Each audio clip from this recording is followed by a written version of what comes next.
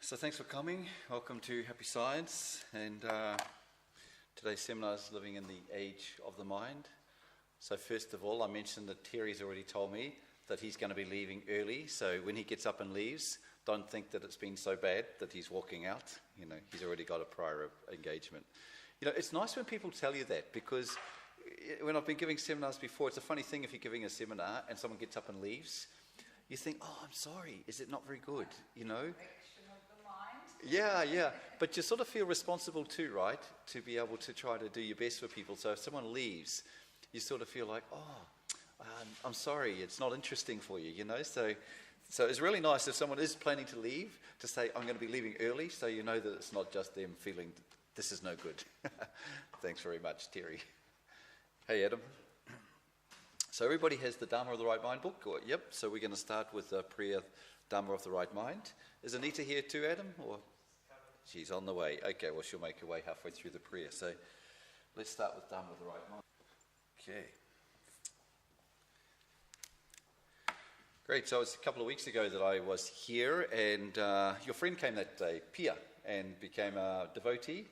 It was a really nice day, that was great to be able to spread the truth to somebody as you've done, and they've come along and they've felt like, oh, this is really nice, and they wanted to join Happy Science. So congratulations to her, and congratulations to you guys for your good missionary work. Well done. So last week I went to Brisbane because, as you know, Kaz and I had been there a few weeks before to the expo, and at the expo we had 77 new people became members of Happy Science. But then after that, a week later after we went there, they had this horrendous cyclone and these floods, and Lismore was all flooded and the Gold Coast was flooded. So there were so many floods, and then we went a week after that. So there's still a fair bit of turmoil up there. But we had, it was quite nice. 6 people from the expo that were members of Happy Science, that came to the seminar at the Brisbane Library, and it was nice. At the end, all of them said, oh, great, see you next month. So we've really started to get the ball rolling in Brisbane and feel like there's starting to build a nice group of people in Brisbane. It's really nice, yeah. So today is the seminar's Living in the Age of the Mind, and it's actually based on the chapter 1 out of this book, The Laws of Mission, which I think Harry's reading The Laws of Mission at the moment. So it's chapter 1 is called Living in the Age of the Mind. The power of the mind that changes your life into a golden one. And actually, some of you probably also came to the seminar that I did on living a golden life. And that living a golden life was based on Master Okawa's book called The Golden Laws. And the key to living a golden life was the practice of self-reflection. To be able to, in living the golden life, we spoke about how all of us through our life, we have a thought tape, and all of our thoughts, words and actions are recorded on our thought tape. So once we return back to the heavenly world, we can in an instant see what sort of life we lived. And Master taught that depending on the state of our thought, they have different colours. So if we have maybe an envious mind, at times we're feeling envy or jealousy, it will be painted in green. You know, and at times in this anger, it'll be painted in red. And so various colours are painted on the thought tape. And Master specified quite clearly about the different thoughts, the different colours they are. But he said all too often our thoughts, so we have so many different types of thoughts that these colours become mixed and become what he called was an indescribably unpleasant shade of grey. So because when you get lots of colours and you mix them all up, you basically just get a dark grey or a black, you know. So he said, you know, all too often people get back and in an instant they can see their thought tape, and because our thoughts have been recorded our whole life, we can see very quickly what sort of life we lived.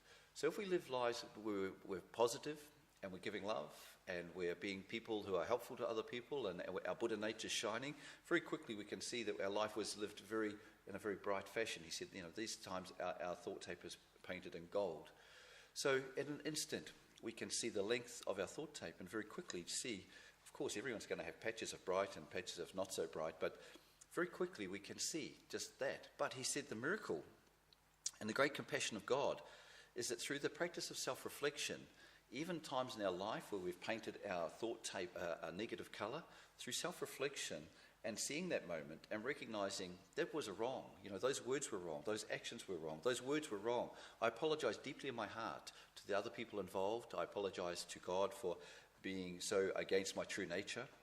And see the mistake and be determined not to say, do, or be that way again, then we can change that which is printed in a negative colour or a dark colour or some sort of, colour that's against our true nature, back to gold.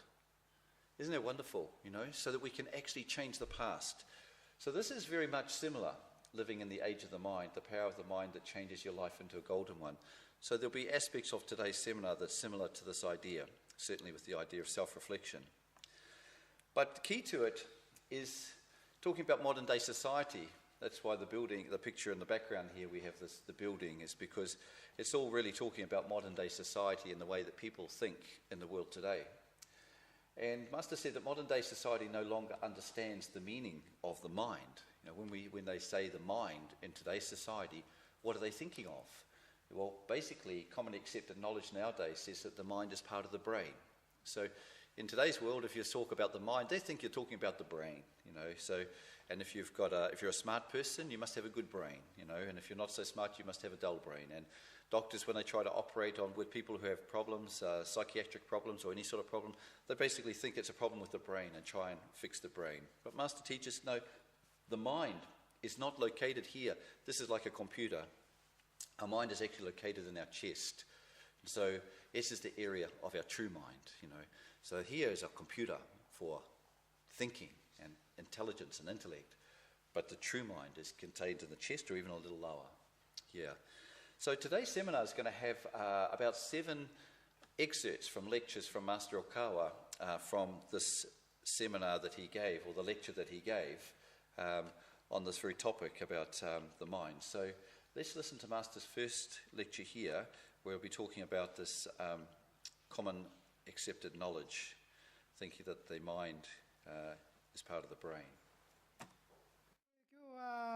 This lecture, entitled Living in the Age of the Mind, deals with the topic for a wider audience.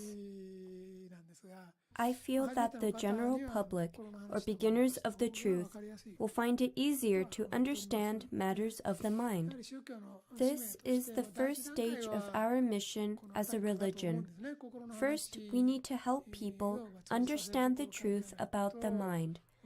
There are difficult topics involved in the truth, and many people will not be able to understand them all. Watching various TV programs, I find that people often assert that the mind is located in the brain. This notion may be the accepted knowledge of today, but it is doubtful whether medical science is really serving good for people. When examining patients, many doctors may say, this part of the brain is the mind, as if they're operating a computer. It's true that some functions are lost when the brain is damaged, but this view is based on the belief that humans are like machines. This is the mainstream. From the analytical perspective, doctors attach electrodes to patients and see what happens when they apply an electric current to an area. They conclude this is what happens in such a case. This does not conform to religious truth. If people are starting to see it this way, they're viewing things upside down. This may be the case in their academic discipline, as well as their actual work. If as a result of studying high-level academic disciplines, people come to believe that the mind is a part of the head, then there's something wrong in that. It's a great shame. Something is wrong if those who have endeavored to study come to believe that the mind is a part of the head, controlling and making decisions. If they think it's obsolete to believe that the mind is in the chest or a little lower in the abdominal area, then their value systems are inverted. We may be living in the age in which people cannot understand what would resonate with their minds. The issue of the mind is a very basic and rudimentary topic, but this is our first fight as a religion. If people firmly believe that there's no such thing as the mind, then religions have almost no chance to touch their lives. it would be extremely difficult to explain about the afterlife to people who openly say, human beings have no such thing as the mind. It's just the workings of the brain or a nerve function. We just feel an electrical impulse in our brain. Many who are considered smart gradually come to hold this kind of thinking. In Buddhist terms, they would be described as having a wrong view. These people have been tainted by a view opposite of the right view. If they firmly believe that such a perspective is the orthodox style of academic studies, then they're terribly mistaken. As Master said in there, first and foremost, we need to help people understand the truth about the mind. So he said this is a key thing in religion. What we're trying to teach people is that you're not just your brain. Actually, you know, and when we think about this, love is always what comes to mind. You know, if people want to talk about love, love can't be generated in the brain.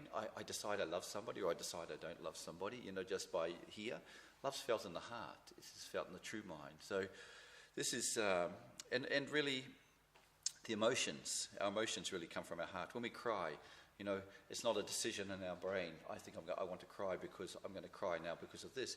We feel something. We feel and we start to cry. So this is one of our first challenges in religion, is to try to help people understand that you're not just your body and you're not just your brain, and that you have a mind that's connected here, which is more to do with your heart. Master said, if people have a firm belief that there's no such thing as the mind, then religions have almost no chance to touch their lives. Because if we're just our mind, if we're just our brain, you know, and we don't have any real mind, then it becomes a very materialistic teaching. And I went to, and I know I told you guys about this, that I went to the Humanist Society a few weeks back and gave a talk there, and their belief is that, you know, humans don't have a soul and that there is no other world, and that but we should be able to practice morals and ethics just based on us being humans, and that the essence of humans should be able to live a moralistic and ethical life just by being human. But you know, as we learn in Happy Science, that's is the essence of goodness comes from God. The essence of goodness that's in us is our divine nature, which is our true nature, our spiritual nature. So religion really doesn't have a chance to be able to touch the lives of people unless they can realize that I'm more than just this brain, this mechanical thing that can think. I'm actually something much deeper. I have a mind that exists here, that's in my eternal soul that lives forever. And I want to find this mind. I want to find my true self. I want to find my feeling center. This is something that Master's going to talk about, which I found was really fascinating in this book. He said the past, present, and future can change through the power of the mind. So the past, present, and future can change through the power of the mind. Well, the first part that he will talk about is that you can change your future by changing your mind. Actually, one of the key teachings in Happy Science are that you are what you think about all day long. Or the lecture that Master Okawa gave when he came to Sydney, and he said, you can be the person you want to become. Well, the essence of that was to be the person you want to become. First, you have to imagine what sort of person you want to be in your mind. Think, this is who I want to be, and then you can become that person. So everything starts with a thought in the mind. So when we have this thought, I can be this.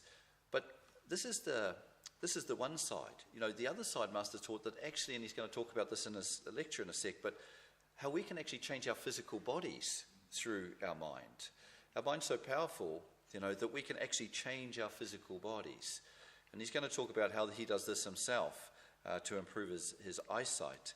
I mean, I use these glasses here for reading. Maybe I need to practice it more myself. And, you know, there's no excuse for me about why I haven't done it other than I haven't made the effort and put in the time to do it. Because you can't just think once, I will change my eyes and that's it. Maybe Master can, but for me, I need to do that maybe every day. Think about my eyes, and maybe even do some exercises. I've heard you can, by exercising like this, you can actually exercise the muscles inside your eyes to improve your eyes, because there's nothing wrong with my eyes except for my short vision, trying to read, I mean, I can see a golf ball 250 meters away, but I just can't read the newspaper in front of me. So this is just, people say, oh, it happens with age, but actually, I think it's just the eyes start to get a little bit tired and the muscles get a bit worn, and we can improve it again. And as Master talks about here, let's hear about Master talking about how you can actually change your body through the power of your mind. Humans can change various things by the power of their thoughts. It all depends on how you think. Let's take human eyesight. Usually, you can see things clearly when your crystalline lens are adjusted and focused. This adjustment is made by your involuntary muscles, which cannot be moved by free will. So it's considered that once your eyesight worsens, it will never get better, and you will have to wear contact lenses or glasses. It's widely believed that the refraction of light needs to be altered artificially so that your eyes can focus on things. In my case, I can alter my crystalline lens with the power of my thoughts. Whenever I find my eyesight failing, I tell myself, okay, I must improve it. Get better, get better, get better. Then about a week later, my eyesight truly recovers. I have regenerative power, just as a lizard can regrow its tail. Some people can actually improve aspects of their physical body, like their eyesight, by strongly believing, there's no way I cannot control my body. I'm the ruler. So if I ever want to change a part of my body, that's what will happen. It's just a matter of time. This will probably amaze those who are constrained by commonly accepted knowledge. Therefore, you have to be careful. Various phenomena actually occur, not because that's how they truly are, but because you're taught to believe that's what would happen. Humans have the power to change themselves. They can surely change their physical bodies. Changing their minds will lead to various other changes in life, the course of your life, relationships with others, and your future. This is why you shouldn't simply accept others' comments about you. For example, you're no good, or you have no future. You must not label yourself or be convinced that you're doomed. For instance, those who label themselves as poor and accept the poverty-stricken life can hardly make a change for the better. But things are different for those who believe that everyone has a chance. They think there must be a way to succeed at work, just as baseball players can learn to hit difficult balls by observing other successful hitters. I could find some secrets to success if I closely observe people who are good at making money. So I will observe rich people around me and study any differences that lie between them and myself. Once I find the differences, I'll imitate the good ones. It's essential to think this way. If you imitate someone for 5 or 10 years, you could become like him or her. This can actually happen. You can change your life. So on the one aspect, he spoke originally about you have the power to change your physical bodies. And this is, something, like I say, I wear these glasses for reading, and I think it's just too convenient to pick up glasses and put them on. I never think strongly, I'm going to change my body. I must change my eyes. I should practice this, since this is Pastor Master's teaching. So it's something that I'm going to do. I'm going to start practicing this teaching about trying to change my eyesight into something so I have perfect eyes, But that's one side of it, is to change our physical bodies. But the other side of it, Master also said, is that changing their minds will lead to various other changes in life. Course of your life, relationships with others, and your future will also change. Because if I am a certain way of acting, we call this karma, really, tendencies of the soul. We all have certain ways of acting under certain circumstances. It's just the way we are. It's our personalities. It's the way we have grown up, and we came to this life previously from the heavenly world with some of these tendencies. But we each have a certain way. Some people under pressure go really well. Some people, when the pressure comes on, they really succeed even more. Other people, when the pressure comes on, fall apart and become, it's hard to deal with life. Everyone's different. But this isn't set. It's not generic. It's not something we can't change. We can change anything. And this is the whole happy science, exploration of the right mind, is finding this divine nature within ourselves, which is full of power, it's full of courage, it's full of wisdom. It's also able to see things from the perspective of the truth. So, for instance, if I had a tendency that when the pressure comes on, I start to sort of wilt a little bit and feel it hard to keep focused or hard to not become depressed, I could just remind myself, hey, life's eternal. Nothing really matters. This is just a temporary world I'm training my soul in, and this difficulty has come here to teach me something. I'm not going to let it get me down. I'm going to stay positive. I'm just going to not even worry about it, just let it go. Who cares? And we could change our way of thinking. So if things used to get us down, we could change our way of thinking so things don't get us down, and we've become a different person just from that. And then our future would change. See, suddenly now if we're also a person who had trouble dealing with bosses, some people in their work, they find that they can't deal with bosses, and they tend to find that they argue with their bosses a lot, and they maybe get angry with their boss, and maybe they look and they've realised that in the past they've had some good jobs, but they lost those jobs because of the conflict with their bosses. So if they reflected on that and they realised, oh, actually I have a tendency to have a bit of a problem with authority. I need to realise that my boss is my boss because that's the position he has, and I'm the employee, so I have my position. So I need to learn to be able to calm my mind and accept my boss's position and be a better employee and try to help my boss succeed. Instead of trying to maybe be the boss of my boss, I need to be the employee and try to work to help my boss. And we could change our attitude, and then we could find that maybe we do a lot better in companies. From then we stop losing jobs. We start to do really well in our jobs. So if just by changing our mind, even our relationships with other people get better. One of the key teachings in Happy Science is about the practice of giving love. Now, if we can see in our relationship with our friends and with our partners that we have a tendency to maybe take love and have expectations and not be giving back, or when we give, we always have got something that we're expecting back. If we can change our way of thinking and become people who become so full of love and so full of happiness and such a giving person to our partner, that our relationship would change. And so our future would change there as well.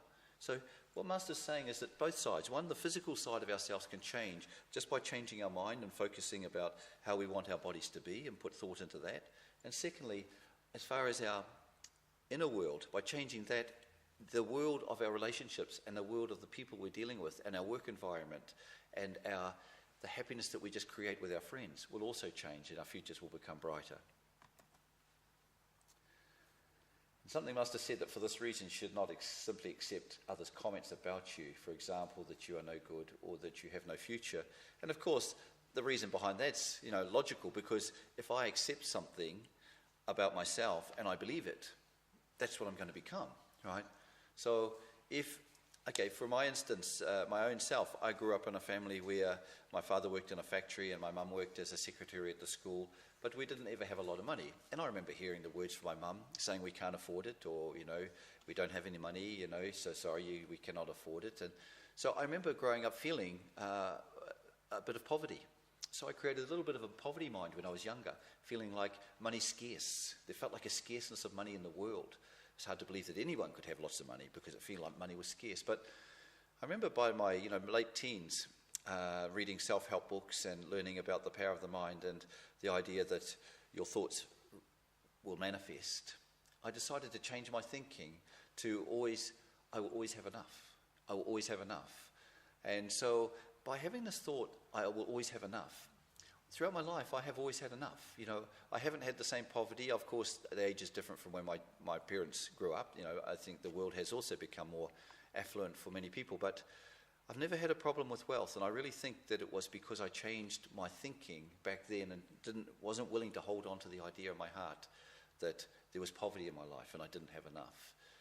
Yeah, so, and this is in lots of areas. I think a lot of people grow up with some sort of self-tormenting mentality because they're told something about themselves when they're younger, especially if their parents tell them something, you're no good. If your parents told you when you're a young kid you're no good, what a terrible thing to be told. And the parents at the time might have just been angry and they might have just thrown it out there, not really thinking it's going to affect someone for their life. But for kids, the parents are like their God. And when the parent tells you that, you put it in your heart and you believe it all your life. So Happy Science is about, in all areas of our life, looking deeply within our mind to see what is in our deepest thoughts. Do we have a poverty thought? Do I think money's no good? If I believe money is no good, I have to change that thinking. I have to realize wealth is wonderful, because if I create wealth by benefiting other people and then I use that wealth to benefit more people, isn't that wonderful? Isn't that great? That I can, if there's no wealthy people in the world, who's going to help the people who are poor, So if I can take responsibility to create wealth in a real positive way and benefit other people, surely God would shine down on that and say, yes, you're making efforts to use your wisdom to be able to accumulate wealth, to be able to help other people. God's got to be happy with that. So if I understand that and feel that deeply, wealth can come to me. But if I keep a mind says that wealth's no good, wealth's bad, wealth makes people evil, I'll never ever create wealth. And it's the same in my mindset. If I found that my parents had told me something, you're no good, I have to think again, well, I'm a child of God. I have divine nature. I'm not perfect. We all make mistakes. So, I may have been told this a long time ago, but no, I am. I'm a wonderful human that's loved by God. And I have many friends, and I'm in this world for soul training. And yeah, I do have divine nature. So we just find the truth, and we concentrate on that, and then our lives change. Yeah, So here was the next thing that Master spoke about. He said, it's certainly true that you can change the future while you cannot change the past. This accords with general opinion. In terms of religious truth, however, you can take it one step further. The past can also be changed. We can change the past. How powerful is that? We can change the past. This is the miracle of the truth, that even the past can be changed. Well, listen to Master Okawa's lecture first, and then we'll talk about this some more, because I find this is so relevant. He's going to soon talk about some people who have changed their past, but each one of us also can change our past. Previously, I have repeatedly taught, basically, you cannot change the past. You cannot change the historical fact that something was done, but you can change the future. This accords with general opinion. In terms of religious truth, however, you can take it one step further. We can change the past too. My second son, Masaki Okawa, gave a lecture on his book at Yokohama Shoshinkan. In that lecture, he said, successful people all experienced hardships and failures when they were young. However, when they have achieved great success, they say that their success was thanks to what must surely have been their wretched past. This is their common trait. It may seem strange, but all highly successful people made such remarks. Here's the reason. Actually, people cannot see their past differently with just a minor success or a small promotion at work. But when they enter the path to great success that fundamentally transforms their life, their entire past becomes completely beautified. Take the life of Konosuke Matsushita, the founder of Panasonic. As a boy, he suffered great hardships. His father had failed in speculating in the rice market, so Konosuke had to quit elementary school and was sent to Osaka to work as an apprentice. Instead of going to school, he worked very hard doing miscellaneous work, but he gradually learned to form his own company and started the business with 2 others. The company eventually grew large enough to employ tens of thousands of people with factories around the world. Upon achieving that level of success, Konosuke would say that he owed his success to the lack of his academic achievement. The average person, or someone who had only achieved some minor success, could never say anything like that. An elementary dropout who later earned as much as a university graduate wouldn't be able to say that. But Konosuke attained a position to employ graduates, manage them, and praise or pay bonuses to them. He became famous and was even featured on the cover of Time magazine. Konosuke said, I became successful because I dropped out of elementary school. Since I didn't study, I asked others about things I didn't know, tried to employ clever people, and brought out their talents. That's how I became successful. I was sick often and had to miss work, so I created departments and entrusted people with the work so that the business could run without me. This produced many talented managers and developed my company. Success not only improves the present, but also changes the past. Another example of great success is Walt Disney. His success made him a worldwide figure. There's probably no one who hasn't heard of him. Some people in countries with limited electrical access may not know Disney, but most with such access most likely do. According to Disney legend, he used to be poor and lived in a rundown apartment where a mouse would run in and out of holes in the wall. He observed the mouse and wondered what would happen if he made it into a cartoon character. That is how he created Mickey Mouse and became fabulously rich. An average person could have come up with a character like a PR mascot and made some money by marketing it as a standalone business. He could have been the first to create and sell cartoon mouse products to the world, which could have profited and made his life easier. However, that level of success wouldn't be enough to turn your entire life into gold. It would only be possible with the level of success where your business expands, enabling you to build theme parks, attract tens of millions of people every year, and spread a lot of other related businesses throughout the world. When this happens, you will come to see that having lived in a run-down apartment with a mouse as your friend was the very source of all your success. Generally speaking, things wouldn't turn out like that if you lived in a room with mice running around in it. For example, you might continue studying for years, trying to pass the bar exam after graduating, and even turning 30. You would definitely complain that you failed the exam year after year because you couldn't concentrate due to the mouse problem. You would thus attribute your failure to the mouse. In this way, the same conditions can produce different results.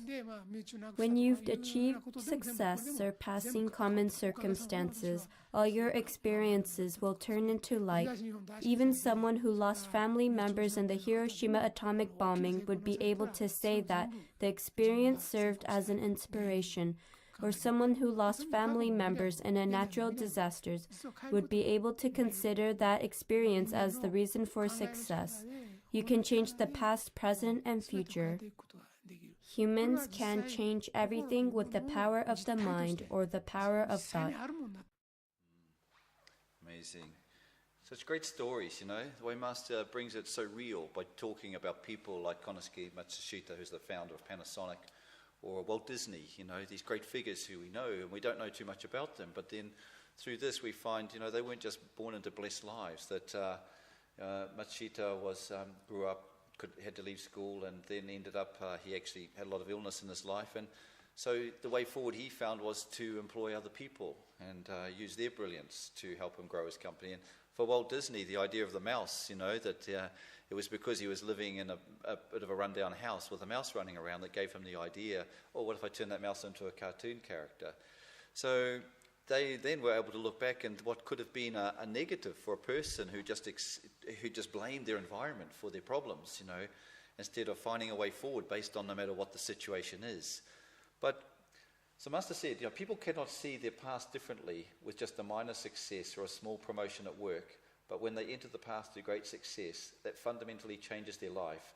Their entire past becomes completely beautified. So I think also, though, this is why I think everybody can have this experience to a degree, because once people have the enlightenment that they really realize that I'm a spiritual being living in a physical body, undergoing soul training, every experience in our life can become something golden. There's no longer anything negative in life. Even if something terrible seemed to happen when we were younger, it becomes something for us to reflect on and learn from. So it becomes golden.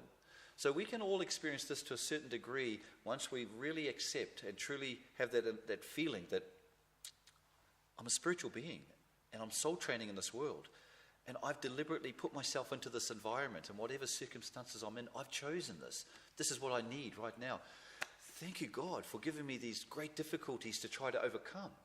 That's when our past turns golden. At that moment, we can really feel that deeply.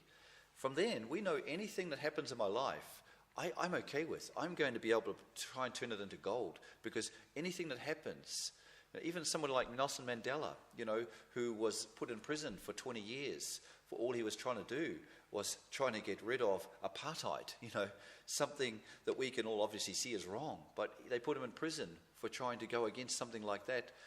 But he could look back after that. I mean, he had a great result in the end. But when he reflects on his life now from the heavenly world, he must really feel that he accomplished something great through his strong attitude and his strong will and his determination. And there's a book that Master's written from the spiritual message from him. And, he never became upset and down and felt like he was suffering because of what people were putting him through. He just remained determined to try to see out and fulfill his mission. So, no matter what happens, we can decide that no matter what happens in my life, this is something that the universe or God is giving to me to experience for my soul training. And now once we can have that, we can turn it to gold. But if we have the thought that when something happens that seems to be something I don't want to happen, and we try to resist it, and we try to blame other people, and we try to get away from it, then no good comes out of it. All we do is we just make excuses, and we'd be like the person living in the room that had the mouse running around, and that we ended up being 30 years old and still not passing the bar exam that Master spoke about because we had the excuse that the mouse disrupted me all the time. I couldn't concentrate because of that stupid mouse, So if we make excuses, we don't improve our situation. Once we learn to accept what is and make the best of whatever circumstances we're in, we can turn it to gold. So Master said, when you achieve great success far surpassing common circumstances, all your experiences will turn into light, including those in your long gone past. And this is the same for us. It doesn't even have to, I don't think, have to be great success. It's when we have, I guess attaining enlightenment is great success. So to attain the enlightenment that I'm a spiritual being living in a physical body, undergoing soul training in this world, when that becomes your truth, that is a great success. It may not be a monetary success, but it's a spiritual success. It's enlightenment. In this sense, the past, present, and future can actually change. Humans can change everything with the power of the mind or the power of thought. And you know what though? It's, as I said about my eyes, it's not just a one thought. It has to be held over a period of time. We need to have the strong will and a strong thought, but it needs to be sustained over time. So if you want to start a business, you can't just think once, I want to start a business because I want to benefit society, and then that's it, and then expect everything's going to happen. This needs to be held over a period of time. We need to be able to focus these thoughts and hold them, and then they will manifest. Master said in a previous lecture, he said about destiny, he said that if you hold on to a thought over a period of time, it's impossible for it not to manifest. It's just the law. It's the law of the universe that thoughts will manifest. It's also, as he was saying about there earlier on, about why it's important not to believe, anything negative that people tell us. Because whatever thoughts we hold in our mind will manifest. Actually, our lives right now are a manifestation of all of our thoughts so far. All of us are exactly where we are by the thoughts that we've had so far. And, so that's why knowing that and accepting that means that we don't make any excuses. We just realize I'm exactly where I am because all the thoughts in my life led me to here. But I can certainly look forward into the future. No worries. And I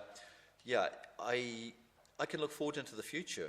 And knowing that truth, I can then start to plan my future, mold my future, visualize my future, put thought into my future. So if I really want to create a business, the first thing I should do, I guess, is to think about what sort of skills I have, what I want to do to benefit other people, write these things down, do some meditation, try and speak deeply into your heart, look for what maybe was my mission before I was born here. But I think the key thing is to write things down and put them on a wall, and every day read it and remind yourself about it and do some visualization, picture it, see it happening, see it coming into this world. Like I say, you can't just think about it once. And it's the exercise I'm going to do with these glasses. I'm going to write something up on my wall to remind myself to do this visualization every day to make my eyes so I can read. See, right now I'm looking at this computer and I've got on my right-hand side here, I've got my notes telling me what screen's coming up next. I can't even read it. I'd love to be able to read it. If I want to read it, I have to pick up my glasses and I have to go like this. But it all feels a little clumsy. So I want to fix that, So hopefully within another month or so, I'll be standing here and you guys will be there and I'll actually be looking down reading the screen because I'm going to make a note. I'm going to put it on the wall, and I'm going to read it every day, and I'm going to make the effort every day. So, to be continued. All right. But for now, to be able to read this next screen, I can see it up here, no problem, because my long distance sight is just fine. So Master said, my message is for modern day people who do not know how to control their minds. Not recognizing the mind is like riding in a car with no steering wheel. So, just imagine that if you couldn't control your life, that everything is happening in your life is just going to happen. This is a little bit like the people who just believe in destiny and fate is set. See, some people believe that destiny is what it is, and everything that's going to happen in your life is going to happen, and you really don't have any choice about it. The Master said, look, that's not really true. There's certain things are going to happen in your life, but first of all, you can choose how you're going to accept or confront those things and deal with those things. But secondly, not everything is set. We have a certain level of free will, because if everything was set and the outcome was already set, and whether I was going to be successful or going to have failure in my business, if that was all set, what's the point of making any effort? Nobody would make any effort in life. You just come into life, you'd go through, and whatever the result's going to be, it's going to be. So the result needs to be based on self-help efforts as well. So depending on the choices I make in my life, which wisdom comes into it, okay? So the greater my wisdom, the better my choices. And then the more effort I make in my life, also the difference I can make. There are some certain things, like the environment I'm born into and the family I'm born into, and there are some certain things that I don't have control of. But how I look at those things, I have complete control of. Right? So they shouldn't determine whether I'm happy or unhappy. It's how I look at them that will determine that. So Master said that just believing that your life is going along and everything that's going to happen is going to happen, and you can either put on the brake or the accelerator is all you have the control of. It's like trying to drive a car without a steering wheel. But we do have a steering wheel. And the steering wheel is our mind. It's our decisions, it's our thinking to decide, to visualize, this is the place I want to go. This is what I want to happen in my life. So let's hear Master talking a little bit about this idea of the riding in a car with no steering wheel. Mind is an actual entity, and your state of mind will change your life and open your future. People who have awakened to this are similar to those who have learned how to steer a car and can drive freely down the road. Conversely, those who believe that the mind doesn't exist are similar to those who are riding in a car without knowing there's a steering wheel. It would be horrific to ride a car with just the gas and brake, without the steering wheel. The car will go when you step on the gas, but you will most likely bump into something unless you step on the brake. You can only go forward or stop, so you cannot drive on anything but a straight road. It must be terrifying to continue driving in a car with only the gas and brake when you have other cars running in front of and behind you. I wouldn't want to drive such a car. After all, not only do you need the gas and brake, but also a steering wheel to drive. However, there are people who believe that there's no steering wheel, but who don't realize that they're the ones who can do the steering. Such people don't understand that their own thoughts brought them to where they are. They don't understand when others say, your car will turn right when you steer right, and left when you steer left. It goes forward when you keep the wheel straight. To keep going straight is the state of the middle way. If you suddenly steer to the right or left, you can easily crash. You can easily die if you choose to. In fact, people can die easily if they want to. For example, eating hamburgers all the time would most likely ruin your health and you would end up dying young. I don't intend to discredit any restaurant, but I doubt even workers at such a restaurant can eat such food every day. If someone working at a place serving beef dishes eats beef at every meal, he or she will find it unbearable. That person is bound to fall ill. That's how things go. To use a metaphor, the physical body is like a car with a steering wheel, gas, and brake. That's the basic structure. Of course, it has a fuel tank and other functions such as air conditioning. The driver is the soul, and the car is our physical body. The truth is that the soul dwells in the physical body, and this is analogous to a person driving a car. Furthermore, in the human soul, there's a part called the mind, which thinks and makes decisions. This is the essential view of life. So Master said in there, the mind is an actual entity, and your state of mind will change your life and open your future. So this is one of the key things in happy science, exploration of the right mind. It's treating our mind as if it is something. It's actually something to explore. It's something to come to understand. So when we practice self-reflection, we can see how our mind thinks. And our mind thinks certain ways, as I said, under different circumstances. But we can, by reflecting on ourselves, we can see what sort of person we are. So we can see what sort of mind we have. And we can change it. You know, we can polish that mind. We can shape that mind. We can make that mind into the mind that we want to have. And this is the beauty about, this teachings in happy science, because it enables us to really feel clarity about what my life on earth is all about. It's discovering this mind and creating this mind to make it as beautiful as possible, but knowing that actually this work is something that's never be wasted, because Master talks about this a bit later on, but this personality that we create in this life, when we go back to the other world, we maintain this personality. We don't just disappear into some great big void, like some big poof, where you become one with everything and don't have your personality anymore. Each one of us, our individual nature has been built up over millions and millions of years. We've created these individual natures. And that's what's so special about every person. Everyone is different. Everyone has got their own individual nature that was deliberately being created. This is God's intention for so many different types of people. Right? So this nature, when we go back to the other world, we take this nature with us. So our work that we do here to refine ourselves and create people full of wisdom and full of love and full of kindness and with a soul that is shining as brightly as possible, we take that with us back to the other world. So nothing in this world is wasted. It's a nice thing about it. We maintain, he said, once we get back to the other world, we actually continue to live very much the way we're living now.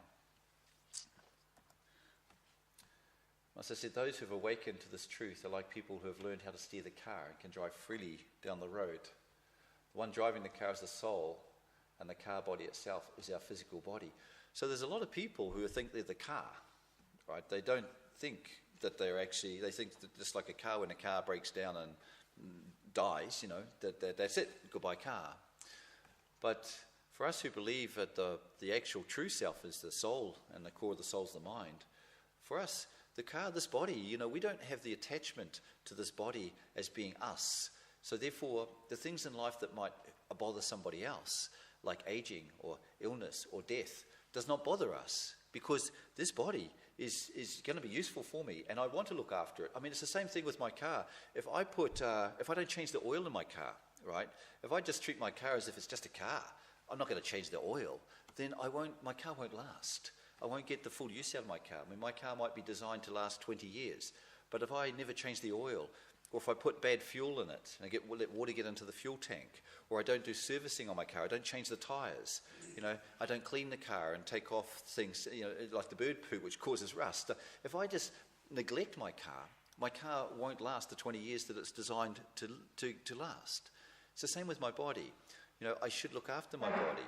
My body, I should actually make sure I eat good food, drink good water, treat my body as if it's a vehicle that needs looking after, do all the good things to try to make sure that it can stay in good health.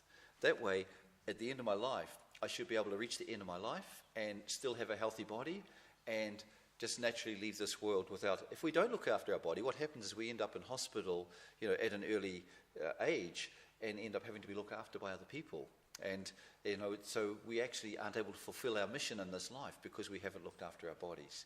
So it's really about having a spiritual aspect and a physical aspect as well. Seeing that my body is my vehicle, I should look after my vehicle, I should learn what I need to do to make sure I'm eating good food and treating it properly. And on the other hand, but my spiritual health is most important, which means my mind, my beauty of my mind, my thoughts, my thinking, discovering the exploration of the true self. So Master said about the truth about everlasting life, the truth is that humans live eternally through the past, present and future, that everyone has a past before birth and a future after death. And this is the part where he's going to talk about is that what I mentioned a minute ago about that the way we live now is carried over into the next world.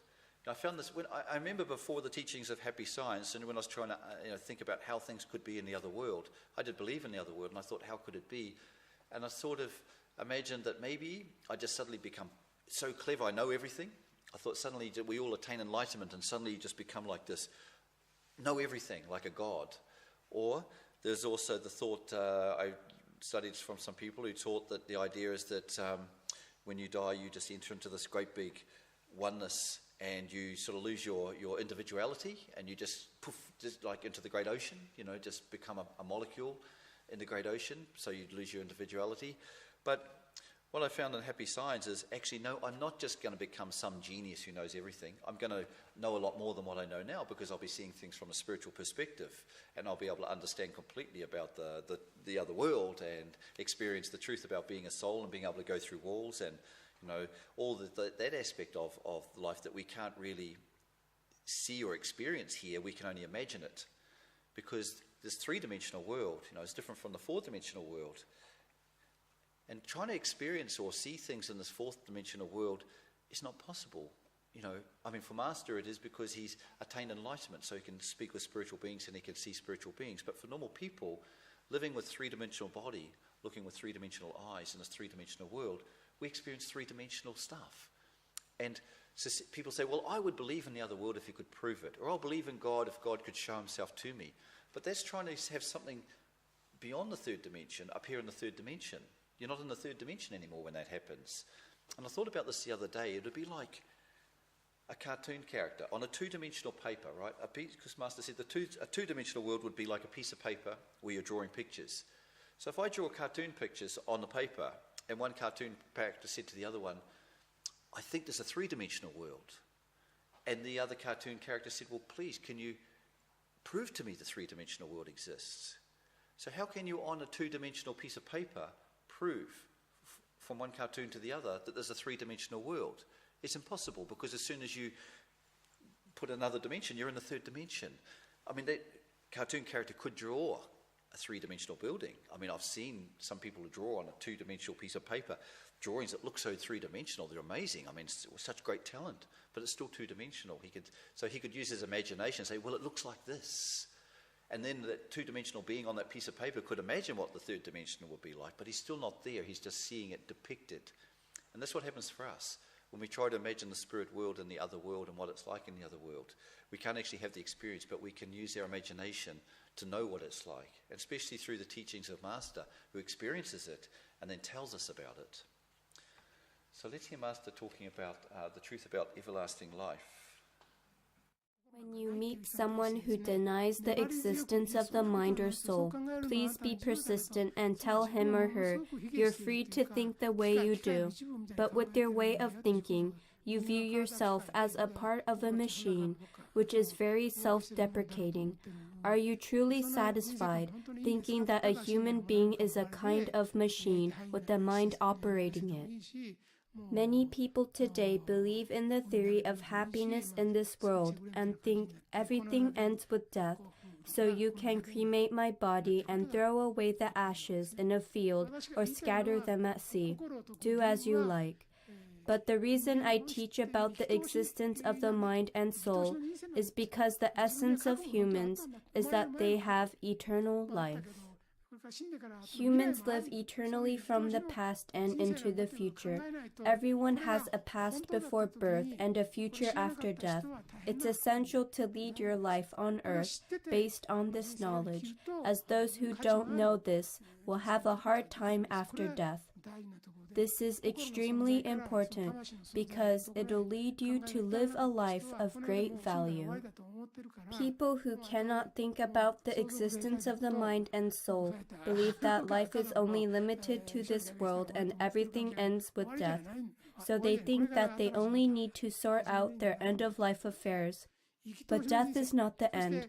It's a new beginning because we are living an everlasting life. And Master said previously, or here, it's essential to lead one's life on earth based on this knowledge, as those who do not will have a hard time after death. And we as people who know the truth, this is actually one of the great missions once you discover the truth, is to help other people know this truth. You know, it's actually it's a little bit of a, I guess maybe it's one of the greatest things about the truth is that when you discover the truth, you realize how wonderful the truth is, but you suddenly get this responsibility to share the truth, because you realize the truth is that we're all one, we're all connected. You know, we are all connected together, right? So since there is only one, I mean, everything is one, and we are so much one as I've described before, that, you know, if I had a thorn in this left hand, my right hand knows my body is all one. There's no doubt in my mind that if I'm feeling pain from a thorn or something stuck in this hand, as I'm feeling that pain, there's never a second thought from this hand to take it out, because this hand absolutely knows that it's part of this body, and that pain in that hand is part of my body, and this hand must do what it can to take away that pain. But this hand actually isn't feeling any pain, right? If I've got something stuck in this hand, this hand's not feeling any pain at all. But there's never a second thought for this hand to take it out. Why is that? That's because this hand absolutely knows it's connected with the body. It's the one with the body. We are the same. We are all one. So your pain is my pain. Each other's pain is each other's pain. So when we discover the truth, so much suffering in life is caused by people not knowing the truth, basing themselves on their body as being their vehicle, as being everything. They think their body is their car, and that their car's going to die, you know, their body's going to die, and that's the end of it. As Buddha said, life is suffering, and suffering is caused by delusion. It's living with a false view of life. So we need to take away the suffering by telling these people the truth. Marion? Is pain the truth then? Pain is not the truth. Pain is experienced when we have a deluded view, when we don't know the truth, you see. So truth takes away the pain. And that's why Buddha taught the truth, you know. He said, you know, you experience pain from birth, aging, illness, and death. They are the truth, that there is birth, aging, illness, and death. But that's the truth to the body. But the higher truth is that actually you're a spiritual being, and that even when the body dies, you continue to exist. So really there is no death. You think there's death, but there's not, you see. So, yeah, the truth shall set you free, as the great philosopher said. So that's why Buddha was trying to teach everybody the truth, to take away the suffering. Well, since we are all one, you know, once we discover the truth, you know, and we have this responsibility now to be able to help others understand the truth, because they are part of us. The suffering of all the people in the world is part of our suffering. We may not feel it as much as my left hand feels it. Well, actually, like I said, my right hand doesn't feel it, but my just right hand absolutely instinctively knows that my left hand is connected to my body, and it must do something about it. So the more deeply our enlightenment, and the more deeply we feel love for other people, the more we feel connected, the more we realize that their suffering is my suffering, and I have to do what I can to take it away. And what we can do to take it away is share this truth. And I know that Robert last week I know Sanada-san's been talking about these books, these 4 books, which Happy Science at the moment, we're doing like the big promotion to try to spread the truth. So we're asking people to make such a small donation on any one of these books for $5 each, and set yourself some goals. Say, well, every week I'm going to give away 5 books, or every week, whatever you can manage. Everyone's different, right? But somebody might say, well, I'm going to give away 10 books a week, you know, I'm going to give 10 books a month, whatever you can manage. But set yourself some goals and get these books, and find people, deliberately look for people, and think about people you can give them to, right? And what it does is, it does a wonderful thing. It's called kimpon in Japanese, and it's making a donation for books, and then actually giving them to somebody. And what it does is it supports Happy Science, of course, right? Because, you know, we're very happy to get the donation from the books. It supports us and helps us have the temple here. But secondly, the people you give the book to, they're receiving the chance to discover some wonderful truth. But thirdly, you're practicing giving love. You know, the whole idea of Happy Science is to practice bringing out your divine nature, you know, not just trying to think about it, but actually doing it. So it's good on so many levels, from helping Happy Science, helping other people, and benefiting yourself.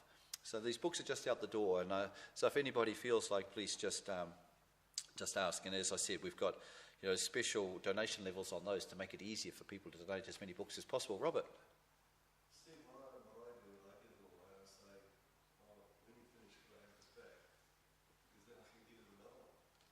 Right. Yep.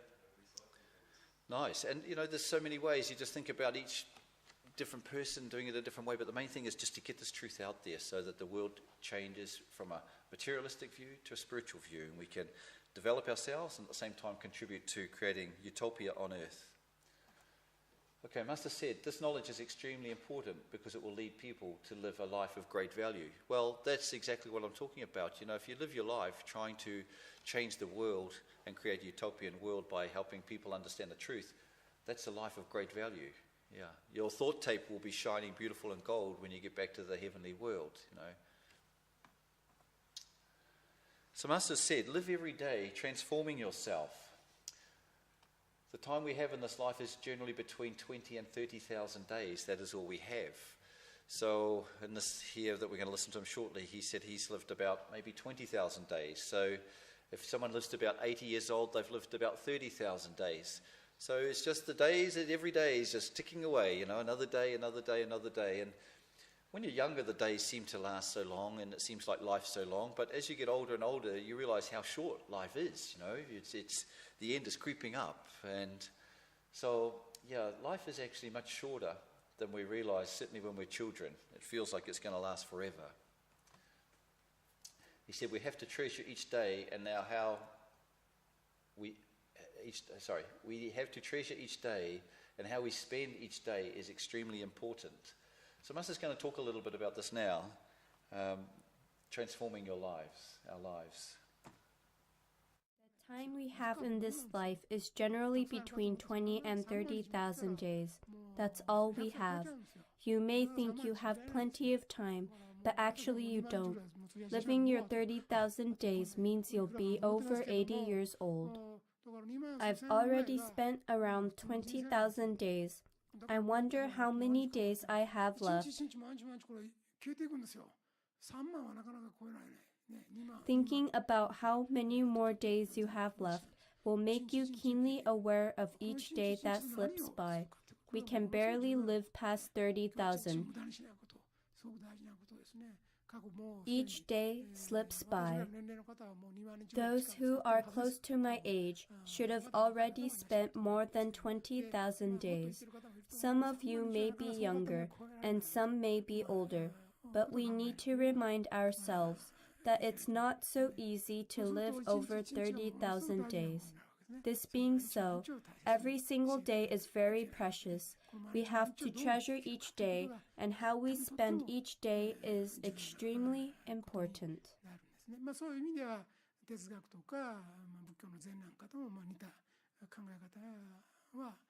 Philosophies and Zen Buddhism are ultimately advocating the similar idea. More than a century ago, the Danish philosopher Søren Kierkegaard introduced the following story. In the countryside of Denmark, an elderly man kindly fed the wild ducks that would fly there every year.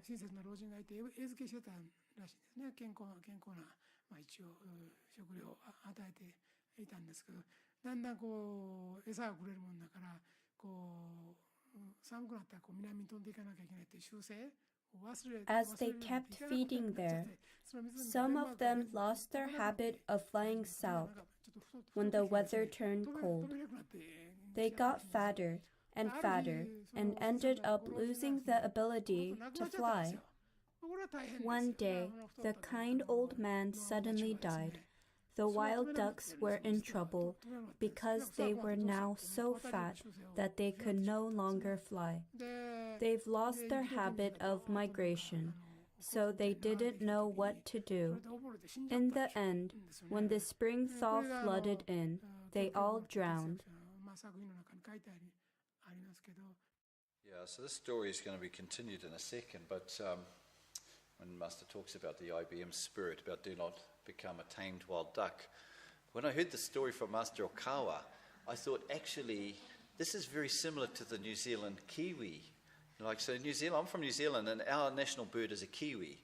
And I don't know if any of you've seen the kiwi, but it's a beautiful bird, but it's fat and doesn't have wings and has a very long beak, right? And I thought, why did the kiwi end up where it's just running around the ground, foraging on the ground, and end up so fat? And I thought, well, New Zealand's got a very, back in the days, the kiwi became nearly extinct, but back in the days, New Zealand had a very wonderful environment for a bird because there were no predators, there were no cats, right? You could live easily, and there was a lot of food, a lot of beautiful forest. So they didn't need to fly. So they could just quite happily run around the forest and never need to fly. So it probably lost its ability to fly because it stopped flying because it didn't need to fly, and life was so easy that you could just run around and forage off the floor. But I thought about it, I thought, what's one of the most wonderful things about being a bird? If I want to be a bird, why do I want to be a bird? Because I want to fly. Flying is what's the most beautiful thing about being a bird, right? If I was going to be a bird, I want to be a bird that can soar, be able to sigh and look around. To me, thinking about birds, that's one of the best reasons to be a bird, is so you can fly. So I thought maybe the kiwi lost its ability to fly because life was so easy. And I think it's very similar to the story that Master said, is that if life is too easy, we lose our spirit to live. We lose our competitive spirit. We lose our trying spirit. Humans have a tendency towards laziness. When Master came here the first time, he said Australians were all like koalas and, living... Yeah, like just, sleeping in the trees and eating leaves all day and not really doing anything. And it's a tendency, and it is a tendency, I think, in New Zealand and Australia, a very easygoing country, but we tend to lack making efforts. So if we don't make efforts, nothing great can be achieved. So here Master Okawa is going to talk a little bit about Thomas Watson Jr., who was a leader of IBM, and he taught about the wild duck. Don't become like the wild duck, to teach the ideal spirit to IBM employees. Thomas Watson Jr., who headed and enlarged IBM after his father, later used the story of the wild ducks to teach the IBM spirit. He taught the importance of staying wild without becoming like the tamed ducks who lost the ability to fly by being fed by others. He would tell his employees, "We never know when danger will strike or when we will go under, so always be on alert. Every day must be a serious battle, and every day we must innovate. We need such a sense of hunger, a sense of crisis, day after day. There will be no future unless we give our best in life." This turned IBM into a global company. Watson's way of thinking is very important for all of us too. You might think you're fine because you're making a living, but you never know when some external circumstance will affect you. Even large corporations are going bankrupt now. Many leading manufacturers are either nearly bankrupt or already bankrupt.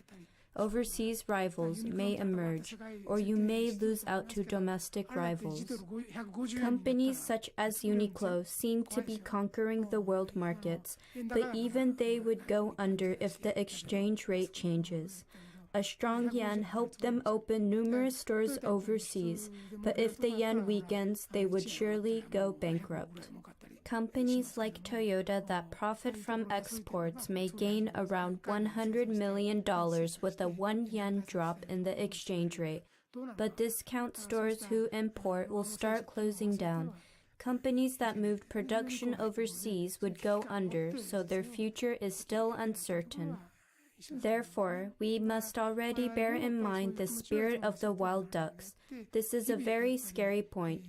In our lives, too, we must live every day with a sense of danger. We must have the kind of DNA that urges us to make efforts, transform ourselves, take on new challenges, and weather the changes in our environment every day. Without such DNA, we can hardly survive.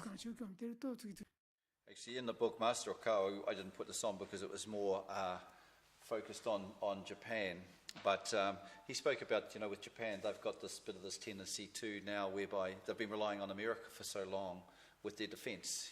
Like America will look after us, America will look after us. But And there's many dangers in the region with North Korea and, dangers in China and other dangers that are around. So, but they've become complacent and thought, hey, America will look after us. But he said, it's like the wild duck, if after a period of time you lose your ability to look after yourself, what happens if the one that's been looking after you, suddenly things change and is no longer either in a position or unwilling to look after you. So this is from an individual to a country. We should all think like this. Now, our societies, I think, in New Zealand and Australia too, have become quite socialist, and we start to think we just want the government to look after us. There's a danger in people just wanting the government to give them everything, and that we just want to live an easy life, and expect everything from the government. So this is more about an attitude of self-responsibility and realizing that I've got a great mind. I can think. I can look for opportunities. I can weather any storm, but I need to be able to be a person that's on the lookout for opportunities. And always, I remember once Master gave a lecture, he said, always have a few options in your mind. Don't think, I can only do this. Try to think, one, two, not just one, but two or three or even four ideas. If this didn't work out, I could do this, and if this didn't work out, I could do this. Because if you've got multiple options in your mind about what you could do in your life, you're not going to be so worried. You've always got a backup plan. Okay, so he said, we must have this kind of DNA that urges us to make efforts, transform ourselves, take on new challenges, and weather the changes in our environment every day. This just keeps us really with that sort of fighting spirit. He said, think about how to make the best use of your mind and live life to the fullest. The experiences your soul gained in life will be carried over after death. And this is the part I was talking about before. None of this is wasted. This building of the right mind is something we take with us. So, it's important not to just live a life that's relaxed and easygoing. Actually, I know I've talked about this before, but the idea that if we did only live in this life and then it was all over when we died, we might as well actually live an easy life, right? If there is no soul and we just got this body and when we die it's all over, we might as well all just live an easy life, because there's no point doing anything, right? Because nothing continues. But the fact that we do have a spiritual life, the fact that we do have eternal life, that's what makes all this worthwhile. The fact that we do continue into eternity and that it all has a purpose. Because, if I die, when my body dies and that's it, as I said previously to you guys, the most logical sense would be just suicide, really, for all of us. Because if I die and it ends, there's no point living. If I'm just keeping myself alive so that I can die, there's really no point living, right? All that hassle just to keep alive, what's the point? So, but there is point, because we do have life after death, and this is all just, part of our soul training. So let's hear Master Okawa talking about how our experience of our soul gained in this life will be carried over after death. People who live their 20 or 30,000 days of life skillfully or with wisdom will have a good future in the afterlife. To have an afterlife means that even after a person dies, his or her soul lives on. Some religions teach that when you die, your souls will be absorbed into something like an ocean and sink as tiny particles.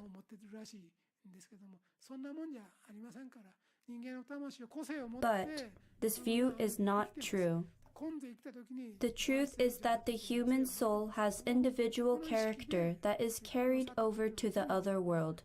People have a gender in this life, and when their souls leave this world to the other, they retain their consciousness, name, gender, and character gained through their knowledge and experiences in this life until they're born again. In this way, your life experience continues in the other world. That's why the way you live is very important. You only have 20 or 30,000 days, so make good use of your time and live life to the fullest. Don't blame others. Change what you can and overcome difficulties using your own steering wheel, gas, and brake. You can change your future, and you can change your past. Some countries blame their current unhappiness on their past, but this act is already making them unhappy. If they keep doing this, they can never be happy. A country can forgive the past if it's truly shining now. But if that country keeps saying that the unhappiness today came from what happened 70 or 80 years ago, it means that their current government is not doing a good job. There's no doubt about that. Since the current government is so ineffective, the politicians blame the past or other countries to divert the people's attention. Such figures can hardly be called the leading intellectuals of today. Today, I focused on the topic of the mind, and my main message was that we all have a mind of which we have total control. It's under our own free will, 100%, so it's important to use it and live our lives skillfully. We give many teachings on how to use our mind and live life to the fullest. Especially, the laws of wisdom teaches how to refine your wisdom and bring out its value like a diamond. No other religions teach this. I would be happy if you could understand this difference and learn the truth deeply. Thank you. 大川隆法総裁先生、ご法話誠にありがとうございました。 Yeah, so what Master Okawa said about a country was, some countries can hold resentment towards another country and then blame somebody else for their problems. But it's actually also true for the individual. So many people think, I've got this problem in my life or something happened. Let's say, as an example, a person gets married, then as they are married for 10 years and then their partner leaves them and they feel like, I'm unhappy now because, I gave you everything and you left me. Now I'm unhappy. And then they could stay unhappy for many, many years, blaming their partner for them becoming unhappy. But in actual fact, it's not their partner that's made them unhappy. It's their attitude toward this. That's what's made them unhappy. So we should never blame somebody else. We ourselves are in charge of our mind, of our own mind.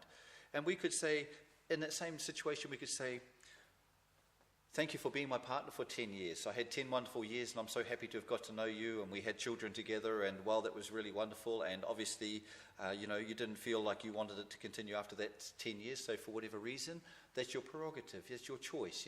I wish you all the best, and I look forward to a bright future, and I will probably meet another wonderful person and start another relationship and have another wonderful maybe marriage or relationship with somebody else in the future, and I just wish you all the best. And that's turned to gold. We're looking back on the past and we're seeing it as gold. We're seeing all the good things that came out of it, the lessons that came out of it, and are grateful for the experience, compared to the person that holds resentment and resents this person for leaving them after 10 years. And then the rest of their 10 years might be actually spent unhappy now because they're holding on to how this person made them unhappy by leaving me. Just such a simple thing. And this is all about how the power of the mind can determine our future. It's the power of our mind that determines whether I'm happy or unhappy. And so this is what happy science is all about. It's really about controlling our mind to having a perspective of life based on the truth, based on eternity, based on understanding soul training, and having confidence in myself that, I can create my future. So we're almost finished. There's a couple of things here. Master said people who have skillfully lived their 20 or 30,000 days of life, who have lived with wisdom, can have a good future in the afterlife. And instead of blaming others, change what you can change for yourself. And not only can you change your future, but you can also change your past. This was quite interesting, and that's what the point I was just making then. By reflecting on your past and getting the wisdom from it and being appreciative of what happened in the past and seeing it from a different perspective, it can, no matter what the past is like, it can become golden. If I'm happy now, everything that happened in my past brought me to this point to be happy, So once we discover how to be happy now, everything that happened leading up to this point is what made me happy. And we all have a mind of which we have total control. We can make use of it with our own free will, 100%. So it is important to live skillfully by using it. And this exploration of the right mind and happy science through the principles of happiness, of love, wisdom, self-reflection and progress. That's how we skillfully use our mind, Practice giving love without expecting anything back. Wisdom, study the truth. Know more and more deeply the truth about the other world, and implant this truth, especially through the Dharma of the right mind, by reciting it every day. It makes you become so convinced in your mind about the truth that you live with the truth. Self-reflection, reflect on yourself based on the truth you've learned. How different am I living, compared to the truth? Am I living a life based on the truth? And progress, make effort every day to become more and more the person that's living a life of truth. So finally, there's something called the Guide for the Mind in the monthly messages that come out every month. And someone very kindly in Happy Science has done a great job of putting some of these into a format with a beautiful background video and nice words. So this one was called Time for Decision. So this lasts about 4 minutes. So let's just read these words, contemplate these wonderful words of wisdom that have come from Master Okawa.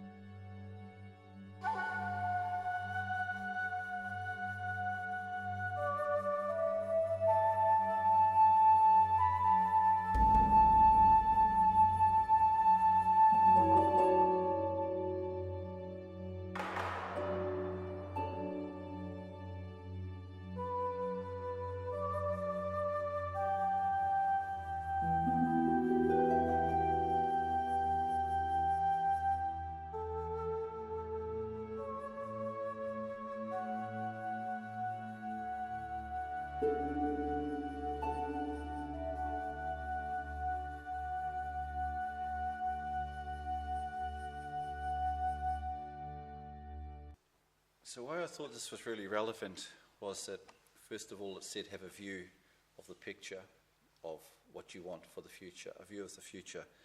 But he's talking about decisiveness and based on principles.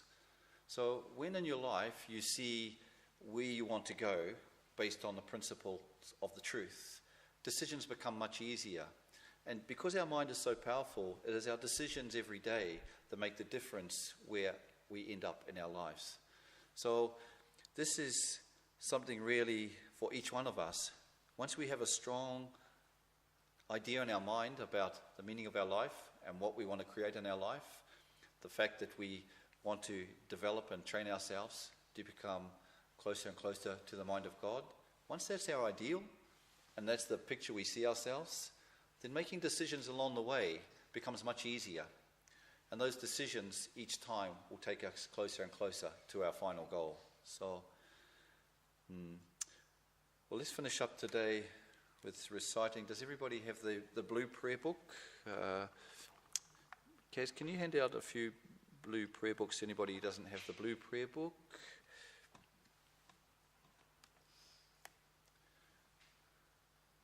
I think you need one. Blue one? No, blue. We'll do prayer to the Lord and prayer to guardian and guiding spirits, because, you know, it's so nice to get the help from both Alcantari, Lord Alcantari, but also from our guardian and guiding spirits that guide us every day and help us in the right direction on our paths. I think this gentleman needs one here, and also here, Kazal.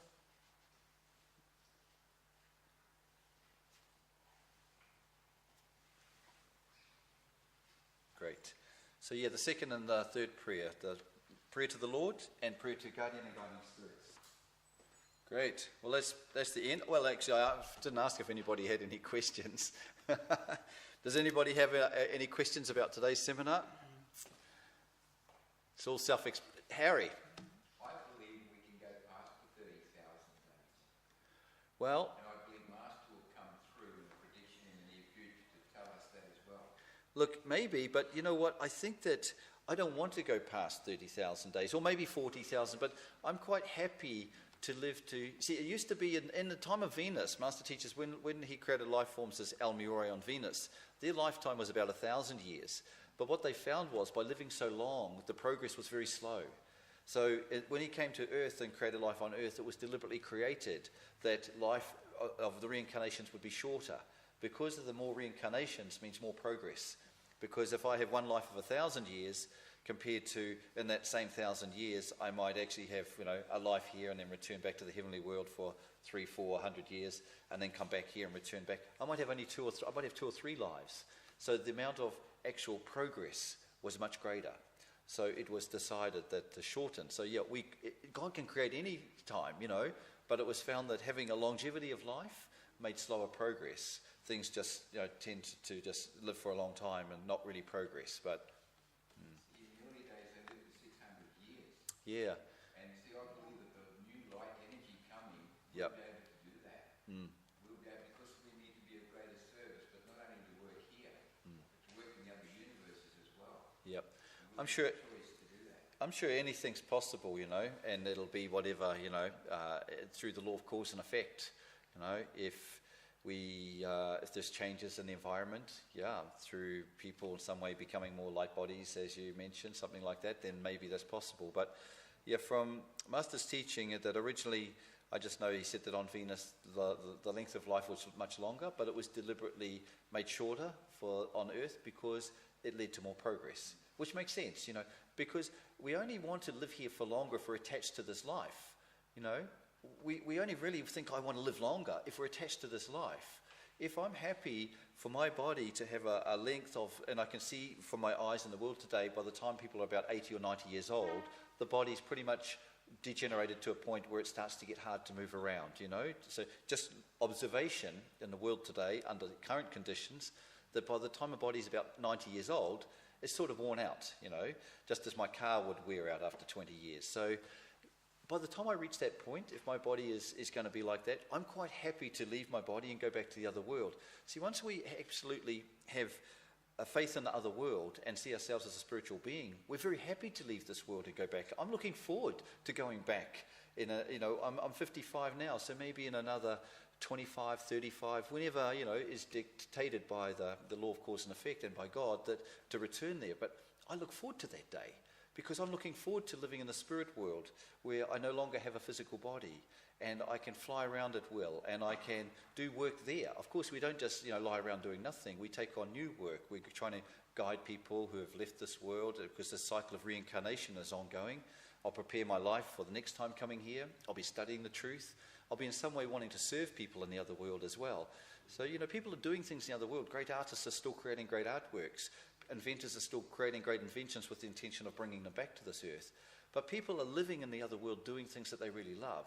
So I feel like I only become attached to the idea of wanting to live for, 800 years or 500 years if I'm attached to living on this earth, which I'm not. I'm quite happy to try and come here for 90 years, do what I can, go back to the other world, spend time there, make a plan, and then come back here again, So to me, in my own view of what it's like the perfect system, having a life that's not too long, I don't want to be trapped here for 600 years. I mean, living in this body for 600 years, really. In a healthy body. In a healthy body, yeah. Yeah. Yeah. Yeah. So, but even in a healthy body, a healthy body still has gravity to contend with. It still has, a physical body's a physical body in this three-dimensional world. I'm quite looking forward to being able to have all the limitless freedom of being in a spiritual body in the spirit world. That's what an incredible joy, being a spiritual body in the spiritual world. I'm a three-dimensional body in a three-dimensional world, right? Just imagine being a spiritual body in a spiritual world where you have no restrictions. You can explore so many dimensions. You can do so much. So I just think that I'm looking forward to that. Everyone's different, but for me, I'm looking forward to visiting. And excellent. Okay. Well, thanks for coming.